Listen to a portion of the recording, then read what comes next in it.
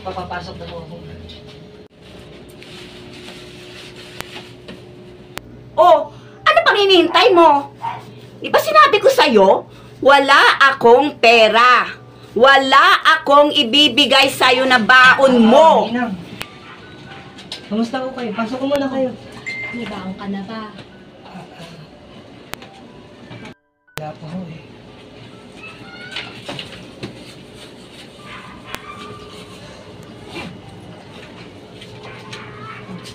Mag-antang maputi. Salamat po. Beatrice! Oh, Ba't ganyan ka naman sa inaanak ko? ay nako, Glenda. Alam mo yun. Kung bakit naging miserable ang buhay ko ngayon.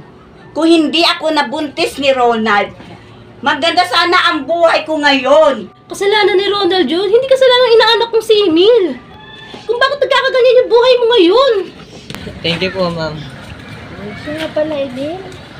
Huwag ka nang lumibay sa pag-aaral mo. Kasi bukas dapat lagi kang attend kasi ano mo, ang talino mo kaya. Sayang yung talino mo kapag lagi kang lumibay. Ma'am, susubukan ko pero wala ho akong ipapangako. Lalo, meron akong mga problema ko. Ganito na lang, Emil. Kapag may problema ka, lalo na sa pang-araw-araw mo baon, bilang teacher mo at nanghihinayang naman ako na lagi kang lumipay sa klase, kaya tulungan kita sa pagbaon-baon mo. Kahit pang project mo, basta lumapit ka lang sa akin. Oh, ba't nagbibihis ka na? Eh, kailangan ko pang pumasok bukas. Ay, nako. Ang tagal-tagal kitang hintay. Magkita tayo, tapos ngayon, ang bilis mo. Nako. Di man lang ako naganahan sa'yo. Alam mo naman kung bakit ako napunta dito, di ba? Para Ay. pagkakitaan ka lang. Ganon? Oo. Ganyan naman tingin mo sa akin eh. By the way. O ito. Basta, babalik ka ha. Makakaasa ka. Sige. Akala mo. Pera lang yan. Pero, may binabala ko sa'yo.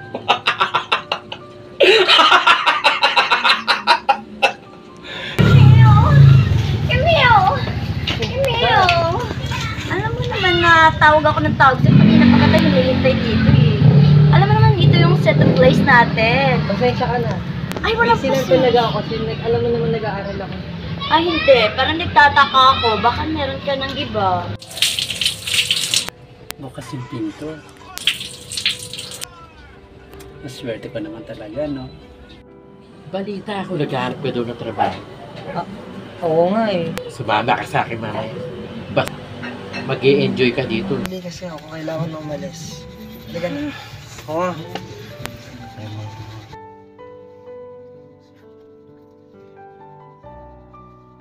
Kung magreklamo, nag-enjoy ka naman. Oh! Mana? O sige, bis ka na. Niloloko mo ba ako? Ano to? Tulog ka. Ha? Ano to? Bakit kalahati na itong binigay mo sa akin? Binigay ko na sa kaibigan mo ang kalahati. Okay? Tulog na ako. Sige, alis ka na.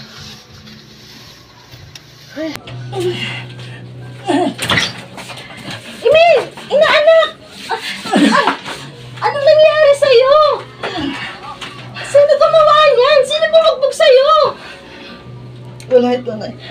Wala ito na. Sapin ka mo. Teka lang. Ito. Beatrice! Yan ang napapala ng basagulero. Beatrice! Mahawa ka naman sa anak mo! Kahit ngayon lang! Alam mo, Nay, minsan na iniisip ko, kung talaga nga bang anak mo ako, dahil madalas tinatanong ko yung sarili ko, kung bakit ganyan ka magsalita sa akin. Ngayon nagsasagutin mo ang tanong ko. Hindi mamaya, hindi bukas, hindi sa isang araw, gusto ko ngayon! Wala akong pakialam sa'yo! Bakit wala? Buong buhay ko, inanay ko para sa'yo. Buong buhay ko may pinatutunayan ako sa'yo. At sa bawat araw na lumilipas, wala akong ibang iniling kundi mahalin mo. Kung hindi dahil sa kanya, maganda na ang buhay ko ngayon! Kaya ikaw ay kinaiinisan ko! Bakit sa akin mo sinisisi yung isang pagkakamaling hindi ako may gawa? Araw-araw kong patutunayan sa'yo.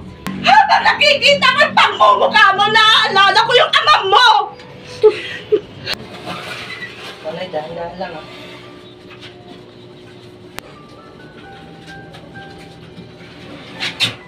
Dahan-dahan lang.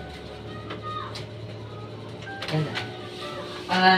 Ninang, siguro mas magandang mapahinga ka na muna. Sige, Beatrice, Emil.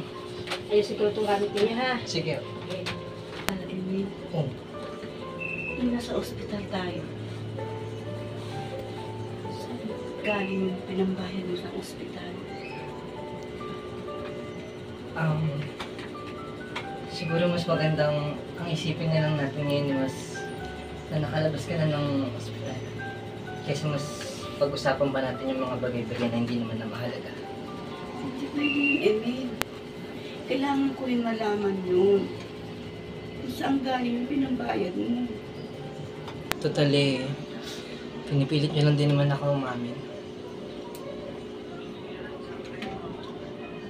Binenta ko ang katawan ko. Pinenta yung katawan mo. Oo, Nay. Nagawa ko ang isang bagay dahil sa sobrang pagmamahal ko sa'yo. Nagawa ko yun dahil sa gusto kong patunayan ang sarili ko sa'yo na sobrang mahal na mahal kita. At kung kinakailangan kong araw-araw na gawin ng isang bagay na hindi ko gusto, gagawin ko yun nang walang halong pagsisisi para sa'yo. Anak, patuwari mo ako sa mga ginawa ko sa'yo. Anak? Tinawag mo akong anak? Alam mo ba, na yan ang pinaka-hinihiling ko mula pa noon. Ang tawagin mo akong anak. Kaya kung meron man akong isang bagay na gustong sabihin sa'yo ngayon, yun yung sobrang maraming salamat. Anak, maraming salamat din at pinatawad mo ako. Maraming salamat, anak.